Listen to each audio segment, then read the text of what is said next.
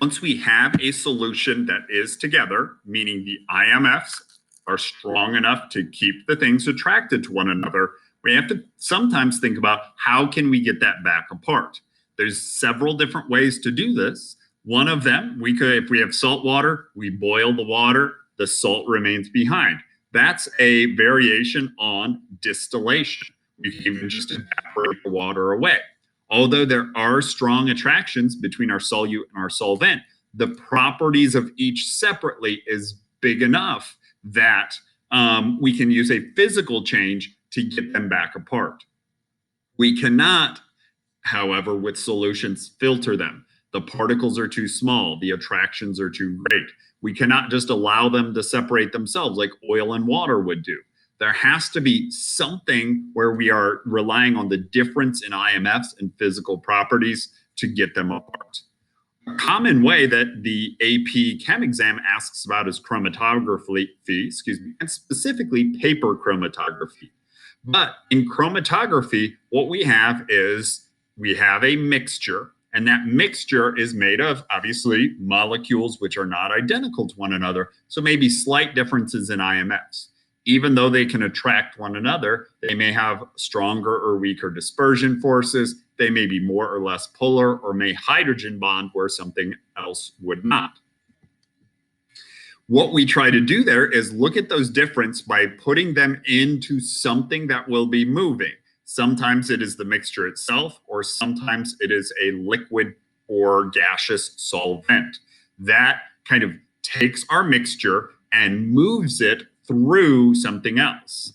Then we see, are they more attracted to that solution or to that thing, that mobile phase, or to something else? With gas or thin layer chromatography, it looks very different.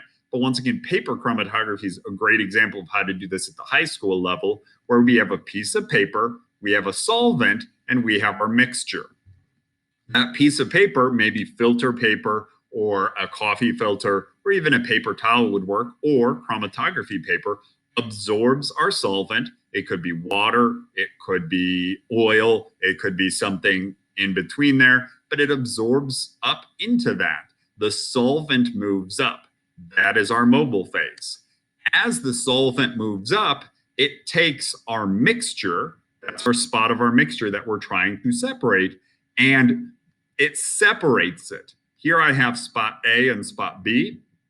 In these cases here, the A went very far up the paper. So, if you put a paper towel or coffee filter, just the tip into water, the water goes up that over time. Well, in this case, that happened, but some of our mixture also went very high up. That's because that component of our mixture was very well attracted to the solvent itself, and we can predict that part of the mixture has a similar polarity to whatever solvent we used. Part B did not move as much. It was less attracted to the solvent, and it may have been more attracted to in this case, the stationary phase, the surface, or the paper itself. So B would be more attracted to the paper than to the solvent. A would be more attracted to the solvent than to the paper. And by knowing the properties of the paper and the properties of the solvent, or our stationary and mobile phase, we can predict the polarity or the strengths of IMFs between those molecules. As I said, distillation is another way to do this.